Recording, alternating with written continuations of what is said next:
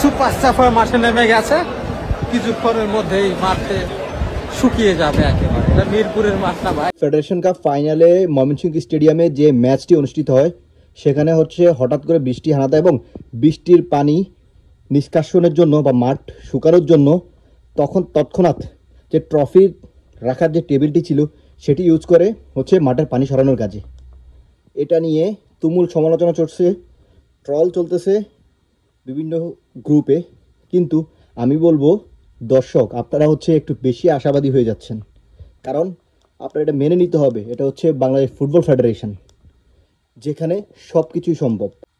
Dhaka stadium যেটা হচ্ছে national stadium, সেই স্টেডিয়ামে যদি বেহাল দশা হতে পারে তাহলে বাংলাদেশের সব স্টেডিয়ামের হাল কেমন এটা আপনারা অনুমান করে নিতে পারেন। সেক্ষেত্রে আমি বলবো আপনারা এত আশাবাদী হয়েন না, কারণ সব সম্ভবের ফেডারেশনই হচ্ছে বাংলাদেশ ফুটবল ফেডারেশন।